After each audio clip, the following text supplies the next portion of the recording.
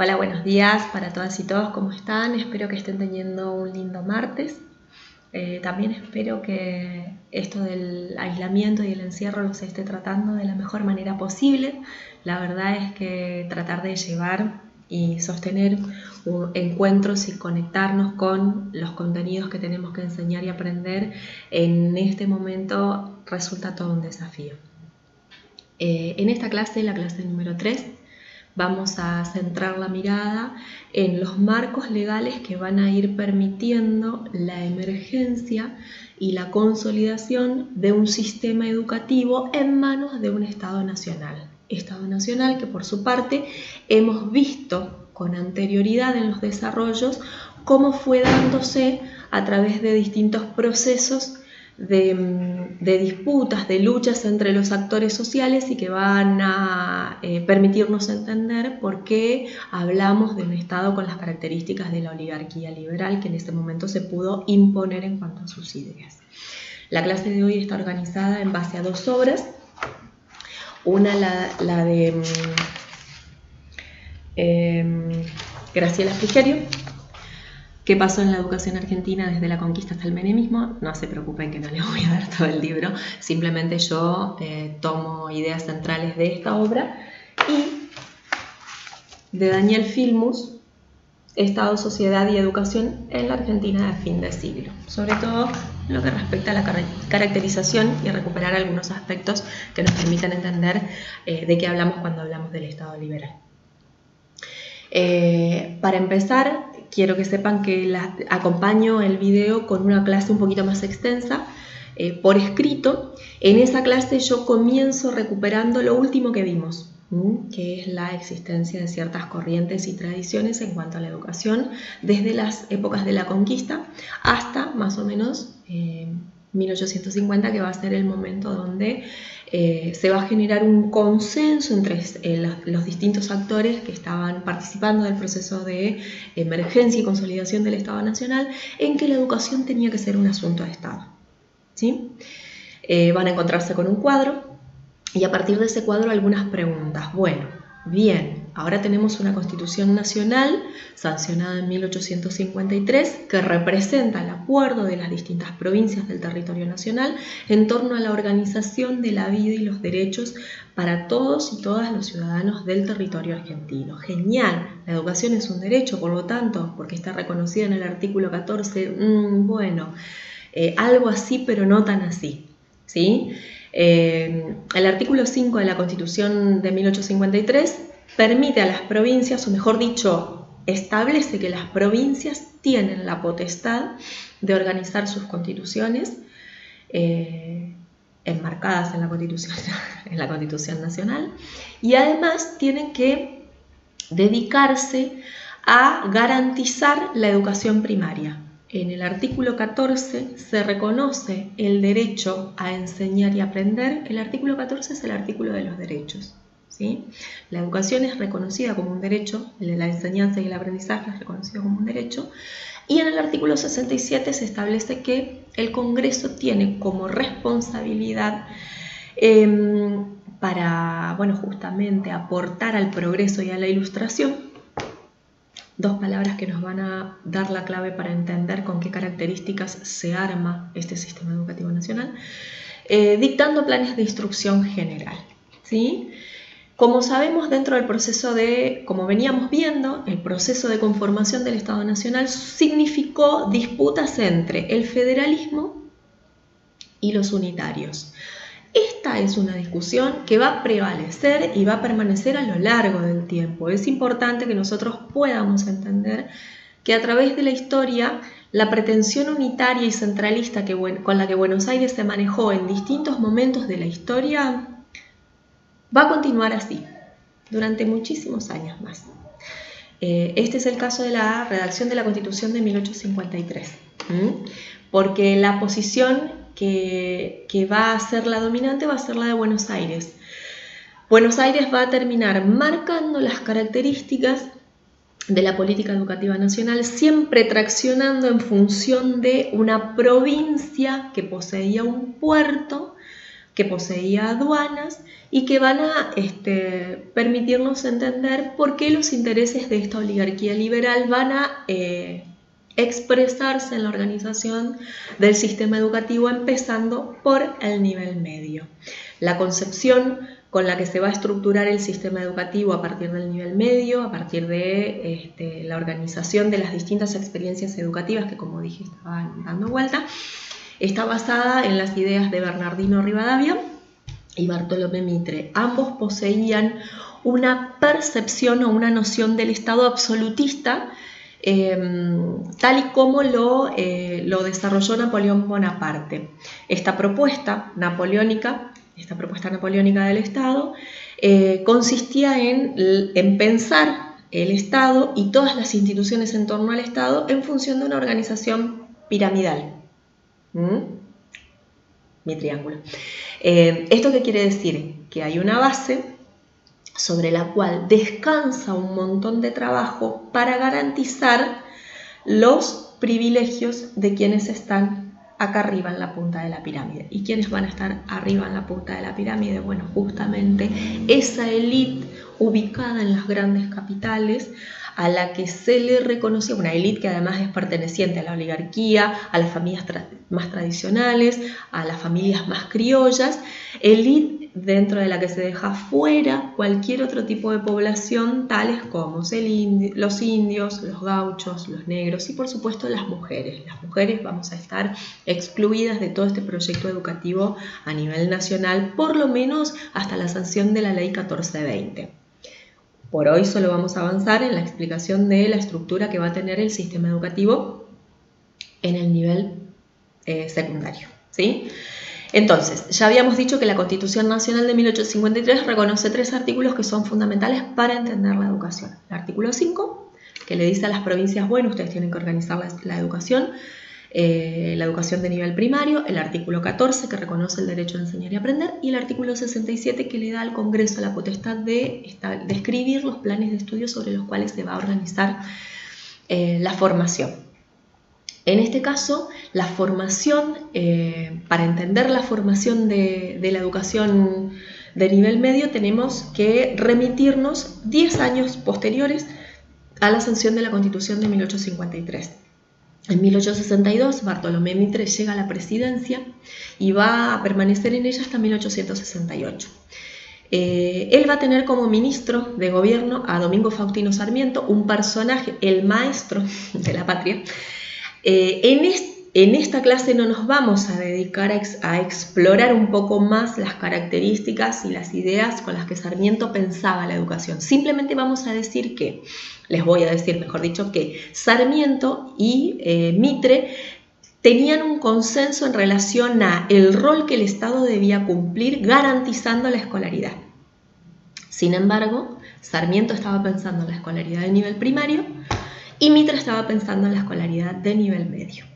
Obviamente, quien se va a salir con la suya es Bartolomé Mitre. Bartolomé Mitre, a través del decreto número 3 del año 1863, va a formalizar de algún modo experiencias que ya se venían dando por lo menos en la provincia de Buenos Aires, con el Colegio de Ciencias Morales. O sea, sobre la base de ese antiguo colegio, el de Ciencias Morales, va a organizar la formación en el nivel medio. A Bartolomé Mitre lo que le interesaba era formar, como ya dije anteriormente, una clase dirigente capaz de gobernar al país. Fíjense que esta es una mirada absolutamente centralista, pero también netamente platónica, en términos de cómo se consideran los sujetos como que nacen sabiendo. Bartolomé Mitre entendía que había personas que por el solo hecho de nacer dentro de una clase social, en este caso la de la oligarquía, eran los que sabían. Entonces, naturalmente, eran los indicados o quienes representaban las mejores posibilidades de sacar al país del atraso de la barbarie y llevarlo por el camino, por la senda del progreso y la civilización. Con estas ideas nos cierra mejor esto de la noción de que el sistema educativo en el nivel medio va a estar impregnado por las ideas de Bernardino Rivadavia y Bartolomé Mitre, ¿sí?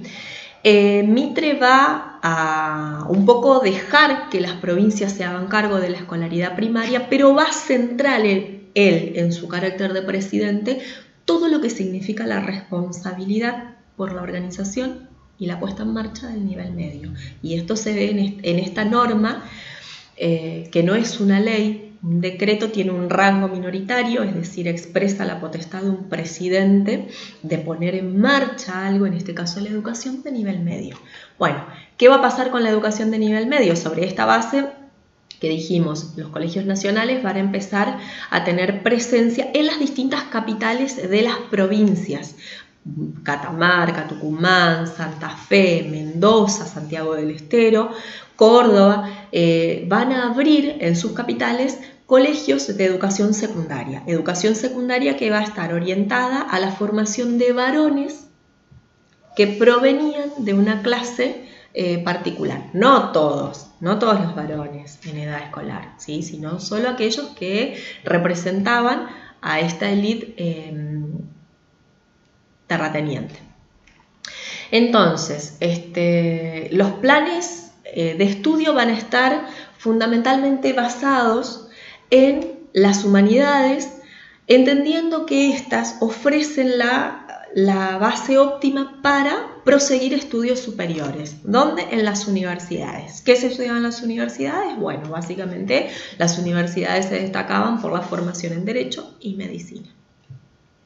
Quienes no ingresaban a las universidades, pero básicamente casi el 80% de quienes egresaban de los colegios nacionales seguían sus estudios superiores. Quienes no ingresaban a las universidades podían aspirar a ejercer algún tipo de empleo administrativo dentro de la función pública. Recordemos que Buenos Aires era una provincia que tenía un puerto y aduanas, como ya dije antes. Entonces esto requería la preparación de los empleados que iban a ocupar esos lugares.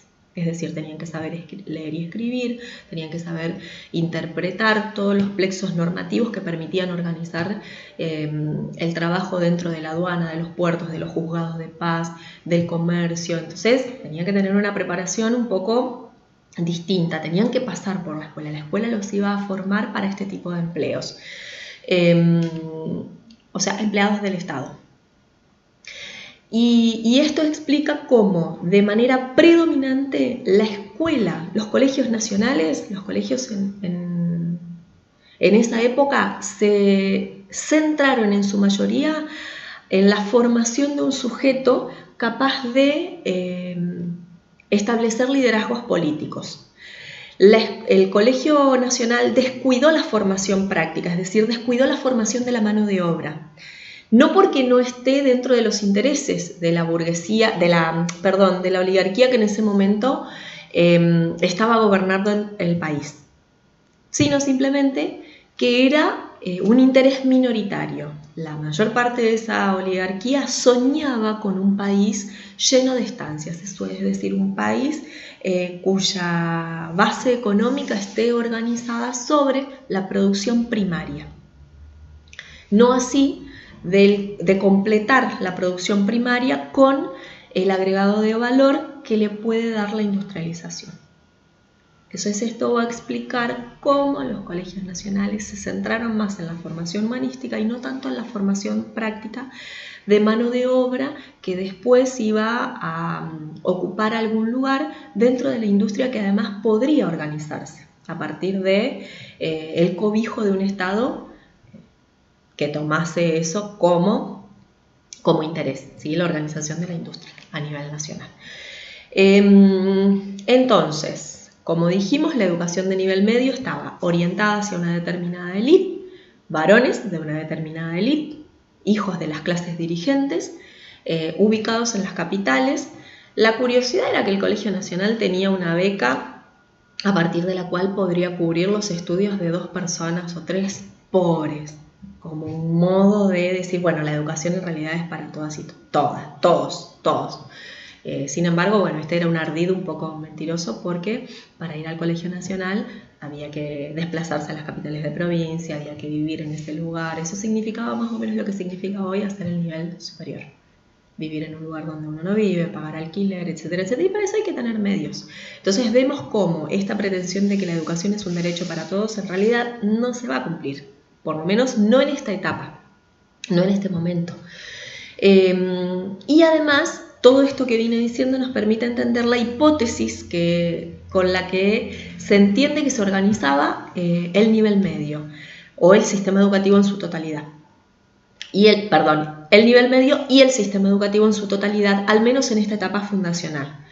Juan Carlos Tedesco, un educador argentino, va a formular la siguiente hipótesis. Él dice que la educación va a tener como función formar a los grupos dirigentes. Por lo tanto, su función es política, no económica. O sea, la educación en los primeros 70 años, luego de la Constitución de 1853, va a estar orientada más hacia la formación política, la formación del ciudadano, la alfabetización de ese ciudadano, que aprenda las primeras letras, que aprenda a votar, que vote bien, que vote siempre a la oligarquía, que no se le ocurra votar otra cosa. Y no va a dedicarse tanto a la formación para el mundo del trabajo. Esta va a ser una preocupación que va a aparecer después, alrededor de 1940. ¿Sí? Y esto nos permite, esto es explicado por estas características desde las que Filmus va a expresar el tipo de Estado oligárquico liberal que va a ser el que gobierna en los primeros casi 100 años desde la sanción de la Constitución de 1853. Yo les adjunté un texto que es copia de un material de Filmus para que ustedes puedan repasar y ir armando síntesis. Ya tienen elementos porque han hecho lecturas, han mirado videos, entonces van a encontrarse con una especie de síntesis en este texto, ¿sí? ¿Por qué va a tener una función política y no económica? Porque va a estar orientada a la formación de una élite, de la clase dirigente, para el gobierno o los puestos que el Estado estaba en ese momento organizando. Y no se va a dedicar a la formación de mano de obra. ¿Por qué? Bueno, en parte porque el modelo, recuerden que dentro de esa república conservadora, el modelo económico predominante y el que terminó primando es el modelo agroexportador, es decir, el modelo productor de materia prima fundamentalmente de carnes y cuero. Después se va a incorporar la producción en agricultura para exportación de materia prima. Entonces, frente a este escenario de un Estado que había dejado atrás las disputas entre las distintas provincias, una población que tenía que reconocerse como población argentina, es decir, como la formación de la identidad nacional, va a ser necesaria y va a explicar la emergencia de un sistema educativo organizado enteramente hacia esos objetivos políticos. Es decir, había que formar la identidad nacional, qué significaba ser argentino, qué significa reconocernos con la argentinidad. Hoy es fácil responder a esa pregunta. Nosotros decimos, ¿qué es ser argentino? Bueno, ser argentino es vivir dentro de Argentina, pero de las cosas que nosotros nos permiten condensar lo que significa vivir dentro de la Argentina son una bandera, una escarapela. Dicho sea de paso, ayer fue el día de la escarapela a nivel nacional. El 18 de mayo es el día de la escarapela. Reconocer signos, símbolos patrios, como los que dije anteriormente, fechas, las batallas, qué sé yo, la batalla de Pavón, presidencias, la presidencia de Rosas, la presidencia de Urquiza, campañas, la campaña del desierto, pero también distintas expresiones en términos culturales. Por ejemplo, nosotros nos reconocemos como argentinos por el mate, por comer dulce de leche, por Maradona. Bueno, ustedes irán pensando distintos ejemplos que hacen a esta identidad, pero esto lo estamos diciendo 200 años después de que el Estado Nacional se conformó. En ese momento no había grandes aglutinadores de la identidad y necesitábamos de un sistema educativo que nos diga, ser argentino significa hablar todos un mismo idioma, es decir, hablar el castellano, idolatrar y respetar a la bandera.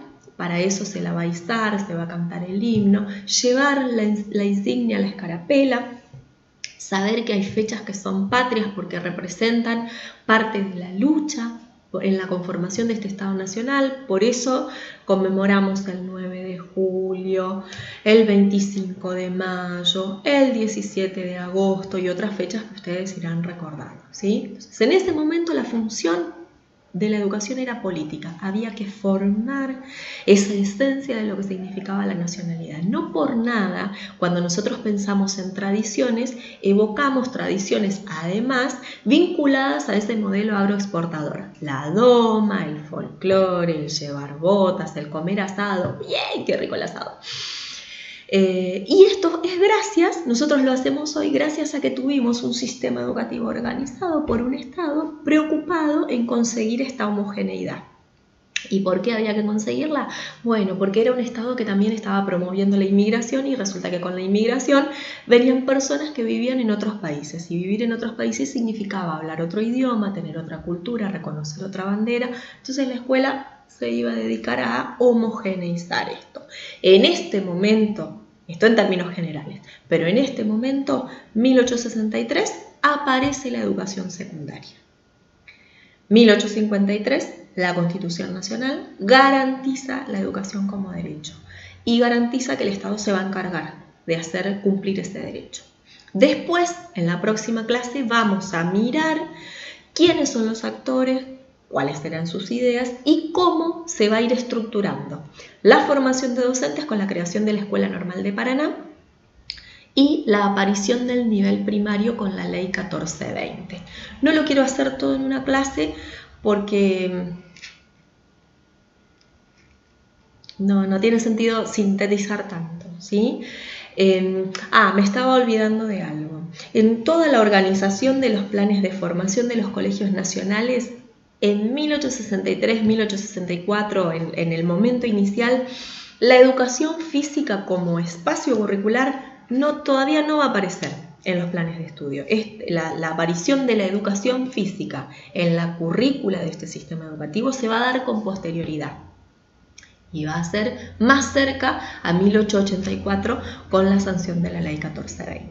Bueno, espero que este videito les ayude, que la lectura de la clase que les preparé por escrito también colabore y nos vemos el martes que viene en una nueva clase de Historia y Política Educativa. Les dejo un beso grande. Cuídense mucho y cualquier duda, estoy acá para ustedes.